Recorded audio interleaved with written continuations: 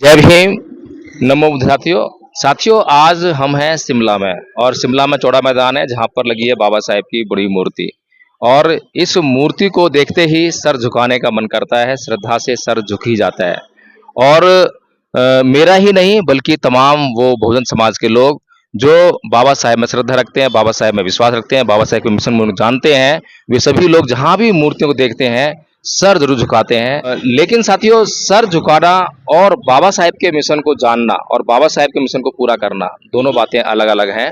Sir तो करोड़ों लोग झुकाते हैं, लेकिन यही करोड़ों लोग जो हैं संगठित नहीं है, और संगठित नहीं होने की वजह से, बाबा साहेब के मिशन को नहीं जानने की वजह से बाबा साहेब का मिशन पूरा नहीं हो पा रहा है।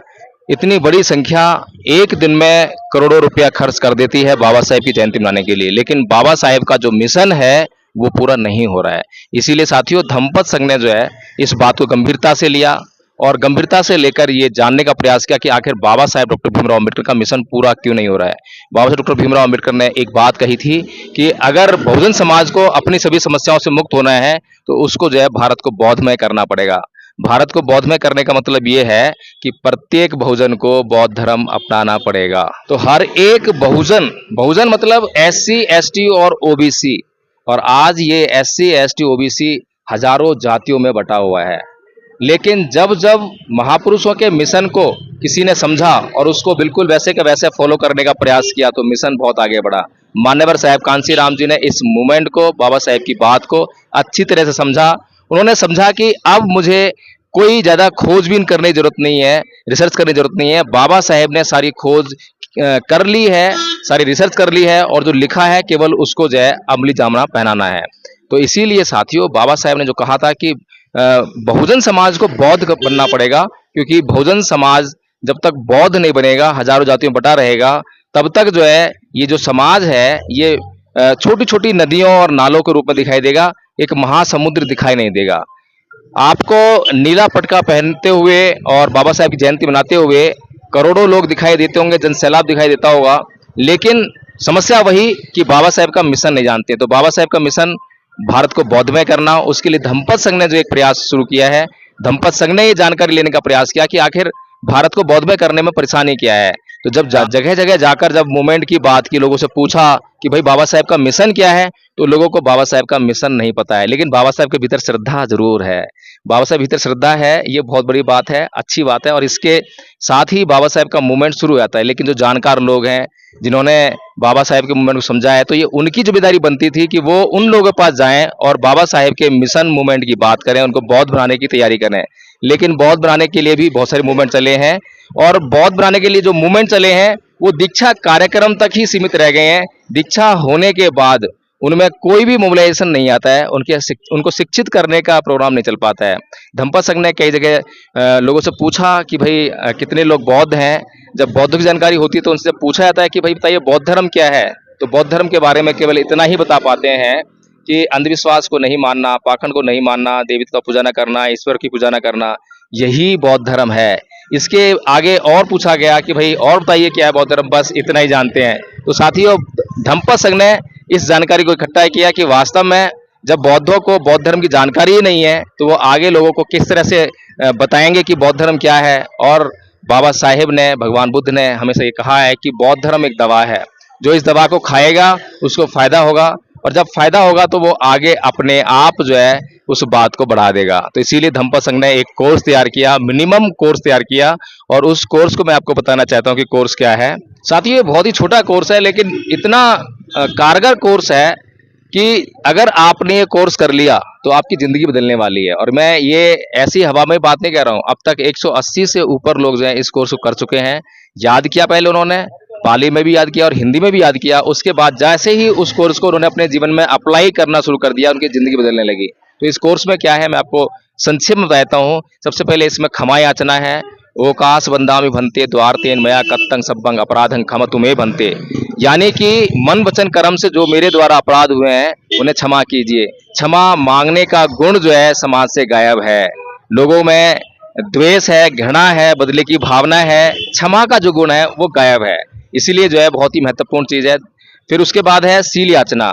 ओकाश अहंग बनते ती शरणेन सह पंचशीलं धम्मं याचामि अनुग्रहं कत्वा शीलं देत में बनते, कि कृपया करके मैं पंचशील धम्म की याचना करता हूँ, मुझे तिसरण सहित पंचशील दीजिए पूज्यवर।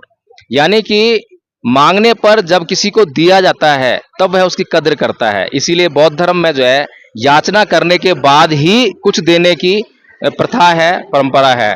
उसके बाद नमन है। नमन में नमो तस्य भगवतो अरहतो सम्मा सम्बुद्धस्स। इसका मतलब जो है बहुत से लोगों ने बस इतना समझा कि मैं बुद्ध को नमन करता हूँ, बुद्ध को नमस्कार करता हूँ, लेकिन ऐसा नहीं है साथियों। इसका मतलब धम्मपद संघ ने जो बताया है कि मैं उन सम्यक संबुद्ध को नमन करता हूँ जिन्होंने अपनी समस्त इंद्रियों पर पूर्णतया नियंत्रण स्थापित करके अपने चित्त कलेशों, काम, क्रोध, मोह, लोभ, द्वेष, तृष्णा, ईर्ष्या, राग इत्यादि को निकाल बाहर किया और अपने चित्त को परिशुद्ध किया। जब आप इस अर्थ को समझ जाएंगे तो भगवान बुद्ध का क्या महत्व है वो भी समझ में आ जाएगा। फिर दूसरे लोग ये अच्छी तरह समझ जाएंगे कि ये नमन कोई साधारण व्यक्ति को नमन नहीं है। उसके बाद तीसरण है। 3 शरण जाना होता है। शरण यानी रक्षा के लिए। हमारी रक्षा बुद्ध करते हैं, बुद्ध का हो गया धम्म करता है, उसके बाद संघ करता है। तो ये 3 शरण जाना जो है बेहद जरूरी है। इसके बाद जो है पंचशील है। पाणातिपाता बेरमणि सिक्खापदं समादियामि। मैं अकारण प्राणी हिंसा नहीं करूंगा, मैं चोरी नहीं करूंगा, मैं व्यभिचार नहीं करूंगा, मैं झूठ नहीं बोलूंगा, मैं शराब यानी कोई भी नशा नहीं करूंगा, प्रमाद नहीं करूंगा। इसके बाद जो है धम्म पालन गाथा है। सब पाप साकरणं कुशलस्व कुसुपदा सचित प्रयुद्धपनं एतं बुद्धानुशासनं। धर्म को लोगों ने क्या से क्या बना दिया, और मैं कहूं कि अधर्म को धर्म मानकर लोग जो है लगातार इस्तेमाल कर रहे हैं, उसको पालन करने की कोशिश कर रहे हैं। और अधर्म को जब हम धर्म कहेंगे, जैसे कि उदाहरण के लिए महाभारत का जो युद्ध हुआ उसमें जो है हम देखें तो कृष्ण जी ने जो है पांडवों का पक्ष लिया। अब पांडवों का पक्ष क्यों लिया, सोचने वाली बात है कि क्या जुआ खेलना धर्म है? क्या जुए में अपनी स्त्री को हार जाना धर्म है? क्या जुए में अपने भाइयों को हार जाना धर्म है? किसी ने जुआ खेलने के लिए विवश नहीं किया, खुद से जुआ खेले। और ये सारी बातें अगर हम सोचें तो धर्म क्या है, अधर्म क्या है?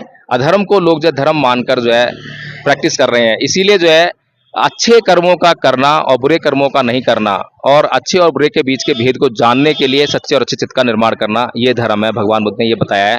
तो इसके बाद जो है 5 गाथाएं हैं। मैं आपको जो है 5 में से 3 गाथा बताऊंगा क्योंकि नेगेटिव पॉजिटिव है।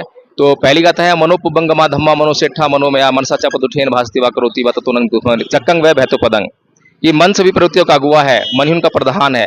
यदि कोई व्यक्ति प्रदूषित मन से कोई बात करता है या काम करता है तो दुख उसका अनुसरण उसी प्रकार करता है जैसे कि बैलों का पीछा गाड़ी खींचने वाले पहिए। तो ये बहुत महत्वपूर्ण बात है। और आज पूरे दुनिया भर के साइंटिस्ट जो हैं भगवान बुद्ध की 2600 साल पहले कही गई इस बात को जो है साबित करते हैं लॉ ऑफ अट्रैक्शन की बात करके। तो भगवान बुद्ध ने कहा है कि मन सभी प्रवृत्तियों का अगुआ है। सारी बातें पहले हमारे मन में आती है, उसके बाद हम काम करना स्टार्ट करते हैं। यदि हमने मन को संवार लिया तो हमारे कर्म सुधर जाएंगे। इसके बाद जो अगली गाथा है अकोची मंग अवधि मंग अजीनी मंग आहासी में ये चतंग उपनहंती विरंग तेसंग न सम्मति, कि उसने मुझे मारा, उसने मुझे डांटा, उसने मेरा सब कुछ छीन लिया, उसने सबको लूट लिया। जो इस प्रकार की बातें अपने मन में करते हैं, रखते हैं, उनका वैर कभी शांत नहीं होता। बहुत इंपॉर्टेंट बात है साथियों। इसी कारण से, इन बातों को नहीं जानने के कारण बड़े बड़े जो विवाद हैं वो उत्पन्न हो जाते हैं। छोटी छोटी बातों से परिवार टूट जाते हैं और ऐसा द्वेष मन में बैठ जाता है कि पूरे जिंदगी भर जो है वो नहीं मिट पाता है। और धम्मपद संघ ने इन गाथाओं का इस्तेमाल करके जितने भी लोगों ने इसका इस्तेमाल किया उनकी जिंदगियां बदल गई, उनके परिवार में जो रिश्ते नाते थे सब में भारी परिवर्तन देखने को मिला, सब में जो खटास थी वो मिठास बदल गई। इसी प्रकार से एक अगला पद है नाही वेरेन वेराणी संबंधित कुदाचनंग अवेरेन से संबंधी ऐस धम्मो सनातनो। वैर से कभी वैर शांत नहीं होता, अवैर से ही वैर शांत होता है। यही सनातन नियम है साथियों, यही सनातन नियम है। और बुद्ध की एक एक बात जो है सनातन है। सनातन का मतलब होता है जो सार्वजनीन हो, सार्वभौमिक हो, सर्वकालिक हो। जहां मर्जी इस्तेमाल कर लीजिए और जिस मर्जी पर इस्तेमाल कर लीजिए, जिस देश में जिस काल में इस्तेमाल कर दीजिए, रिजल्ट एक जैसा मिलेगा। भगवान बुद्ध की वाणी को आप जो है ये नहीं कह सकते कि इस काल में लागू होगी, उस काल में लागू नहीं होगी, इस आदमी पर सेट होगी, उस आदमी पर सेट नहीं होगी, या इस देश में लागू होगी, उस देश में लागू नहीं होगी।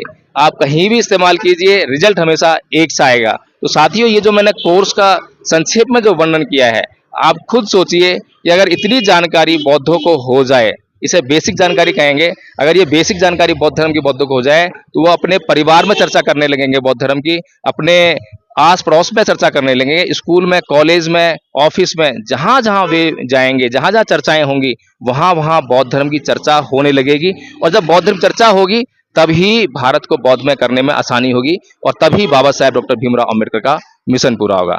जय भीम, नमस्ते साथियों।